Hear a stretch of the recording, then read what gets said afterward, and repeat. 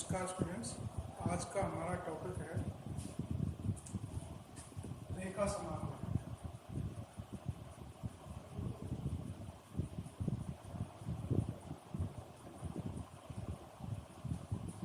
Linear integration. रेखा समाकलन का मतलब ये है कि मान लीजिए कोई सदिश ए वेक्टर ए पॉइंट से बी पॉइंट तक इस लाइन के अनुदिश है और हमें इसका समाकलन निकालना है। तो हम इसको छोटे छोटे भागों में डिवाइड कर सकते हैं। ये dl1 dl2 इसी प्रकार ये dli वाला भाग है और इसके संबंध जो सदिश है वो ai है। ठीक है। जब हम इसका रेखा समाकलन निकालेंगे तो कैसे निकालेंगे? मान लीजिए रेखा समाकलन को हम W से दिखाएं तो W बराबर a1 dl1 plus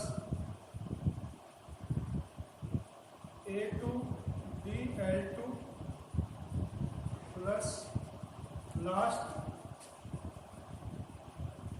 an dln। और फिर हम इसको कैसे लिख सकते हैं? समेशन ऑफ ai dli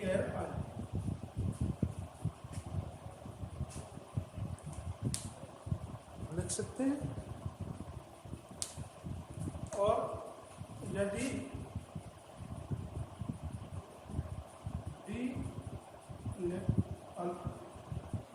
ये dli है वो बिल्कुल ही अल्पांश हो, टेंस टू 0 हो, तो dli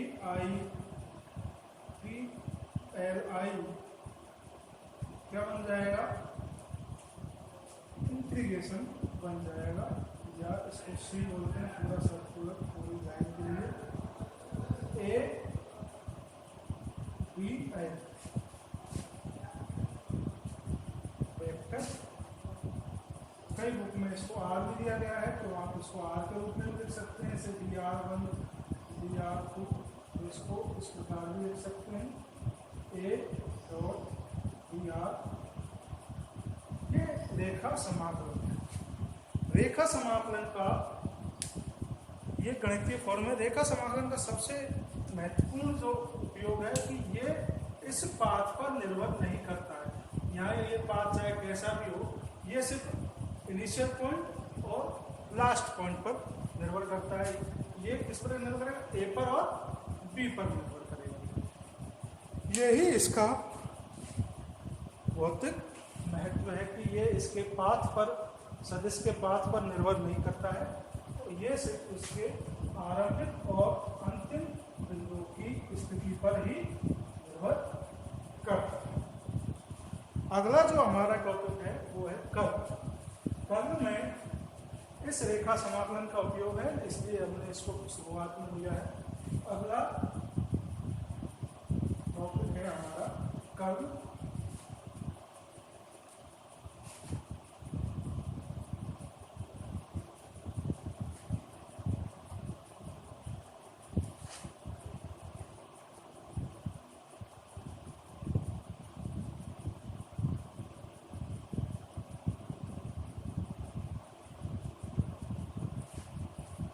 कर्ल का मतलब ये है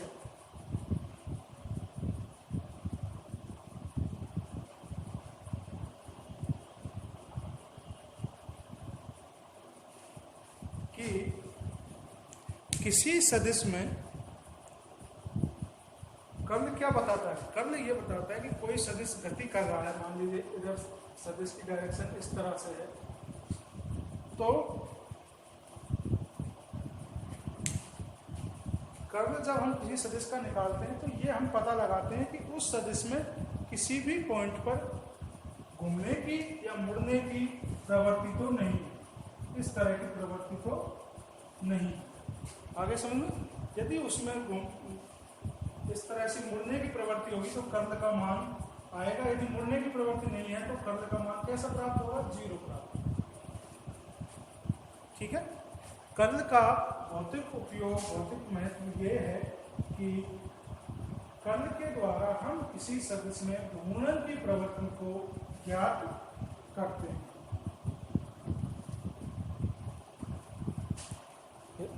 यदि उसमें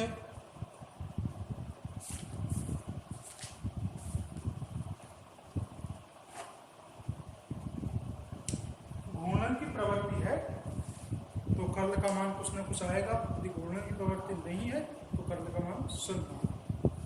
अब हम किस कर्ल की परिभाषा निकालते हैं कि मान लीजिए ये कोई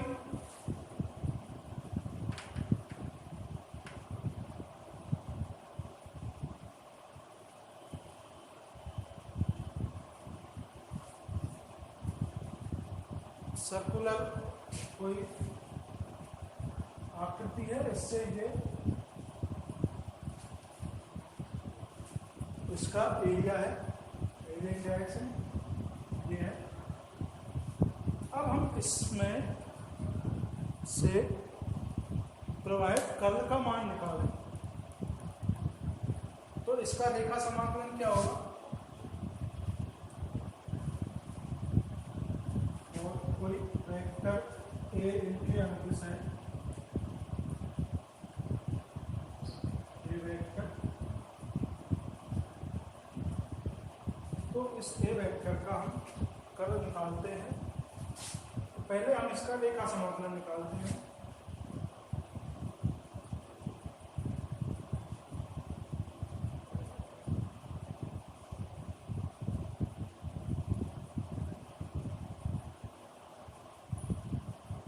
इसका ए वेक्टर का सी A vector into D L ले लो, चाहे डी आर ले लो, जैसा बुक में दिया गया है वैसा ले लो, डी एल ले लो डॉट डी एल, ये इक्वेशन नंबर 1। अब इस सर्कुलर में परिवर्तित क्षेत्रफल कितना है? रेखा समाकलन में परिवर्तित क्षेत्र दिए।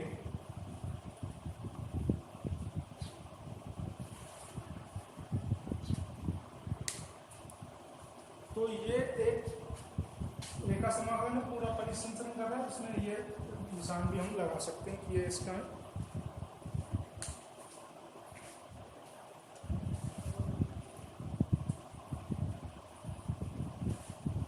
तो इस रेखा समाकलन को हमने निकाला, ये है, और इस रेखा समाकलन में परिवर्तित अनुपात क्षेत्रफल का मान ये। तो कर्ल की परिभाषा, कर्ल ए वेक्टर बराबर, ये कैसा है? अल्पांश है, तो limit del A tends to 0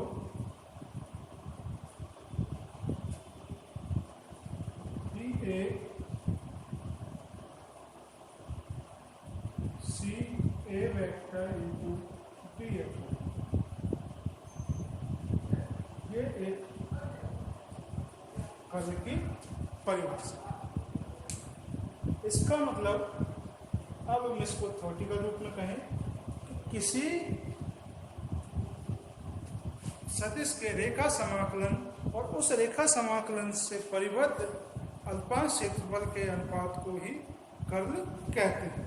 इसको शो करने का एक और तरीका है ग्रेडियंट का cross product of vector, gradient का क्रॉस प्रोडक्ट ऑफ वेक्टर।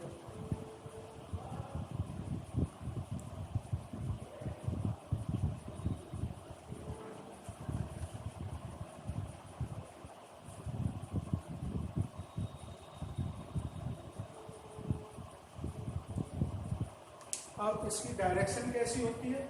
इसकी डायरेक्शन, ये क्रॉस प्रोडक्ट है तो इसकी डायरेक्शन इसके परपेंडिकुलर होती है। तो इसको क्या लिख सकते हैं?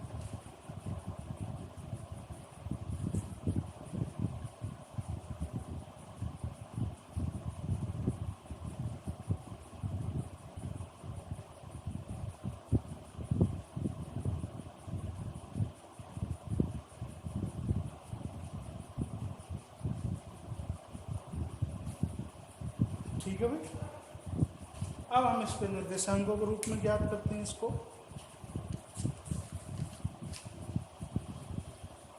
इसका स्क्रीनशॉट ले लीजिए।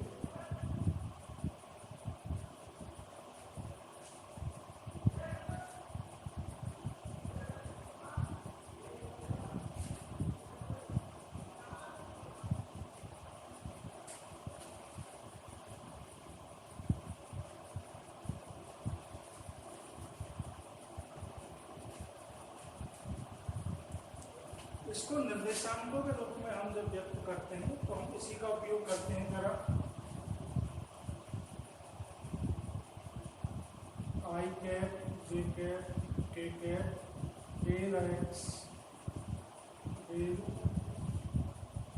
Upon del Y, del upon del Z, A X, A Y, A Z. ये किसका है? डेल क्रॉस ए।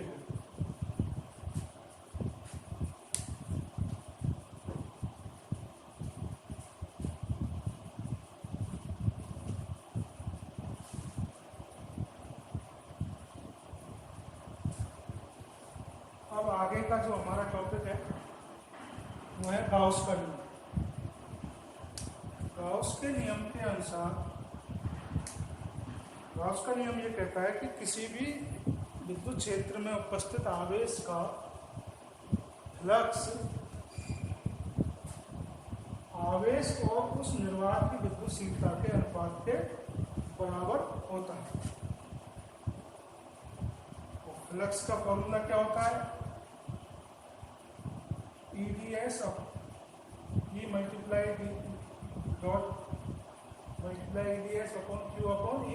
इससे और EDS का मान हम यहाँ से निकालें, Q का मान Q बराबर आवेश घनत्व की क्या होगी परिभाषा?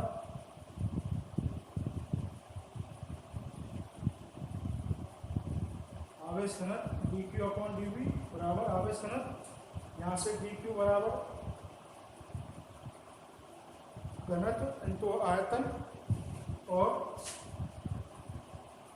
इसका इंटीग्रल करेंगे तो रो का इंटीग्रल इसके रेस्पेक्ट में हो जाएगा आयतन के रेस्पेक्ट में। आयतन के रेस्पेक्ट में हम Q का मान यहाँ रखेंगे तो ये हमारे पास विद्युत क्षेत्र का पृष्ठ समाकलन और आवेश का आयतन समाकलन आते हैं। दोनों टर्म कैसी है? समाकलन में है। तो ये गाउस के नियम का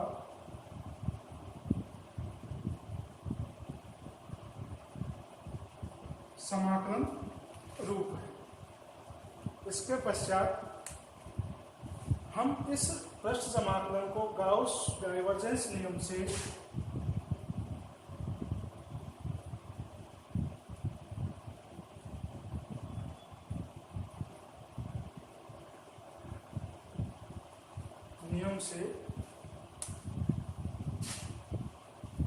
आयतन समाकलन में बदलते हैं। गाउस डाइवर्जेंस थ्योरम हम पढ़ चुके हैं कि किसी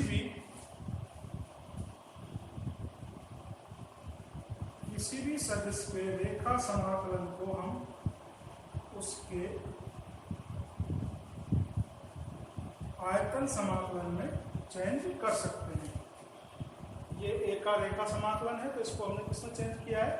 आयतन समाकलन में। तो यहाँ हम विद्युत क्षेत्र के रेखा समाकलन को किसमें चेंज किया है? आयतन समाकलन में चेंज किया है।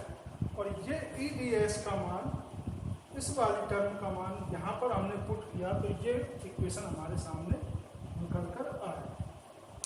अब इस इक्वेशन को हम और अच्छी तरह से सॉल्व करें तो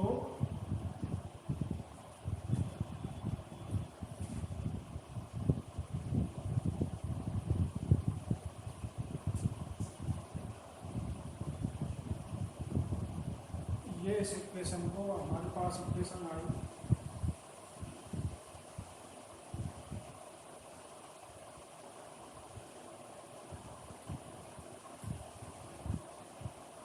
dV is equal to 1/epsilon 0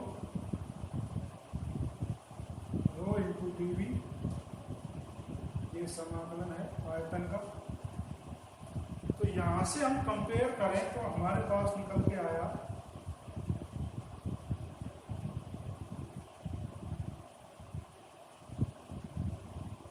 rho upon epsilon. तो ये इसका गाउस के नियम का अवकलन। गाउस का नियम कौन सा? ये किसी विद्युत क्षेत्र में उपस्थित आवेश का फ्लक्स आवेश और उसकी विद्युतशीलता के अनुपात के बराबर होता है, और ये इसका अवकलन है।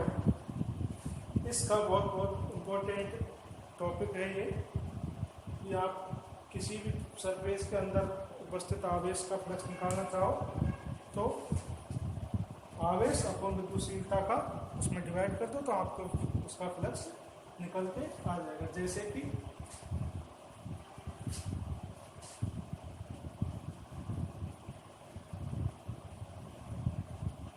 एक एग्जाम्पल से हम समझते हैं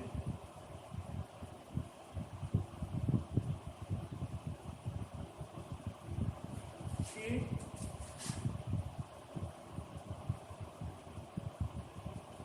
ये एक नाव है, धन है,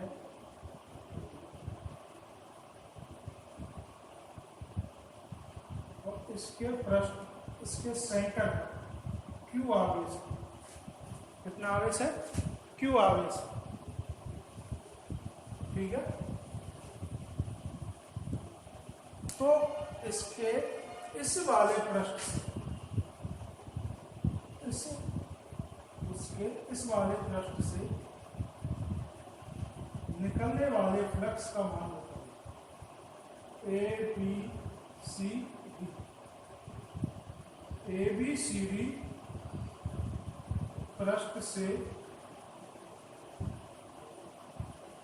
निर्गत फ्लक्स का मान ज्ञात कीजिए। इस तरह के क्वेश्चन आपको देखने को मिलते हैं। तो फ्लक्स का मान क्या होता है? कुल आवेश अपॉन एप्सिलॉन जीरो। इस आवेश के कारण कुल फ्लक्स कितना होगा? Q upon epsilon zero.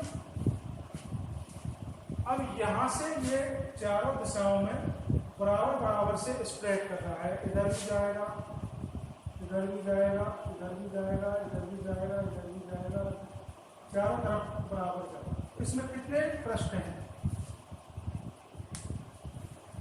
1 2 3 4 5 6। कितने पृष्ठ हैं? 1 2 3 4 5 6। तो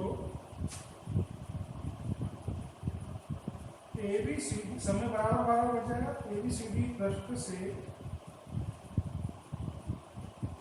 निर्गत फ्लक्स बराबर Q upon epsilon zero multiply भाग 6। इसका छठे भाग में इससे निकल कर जाए।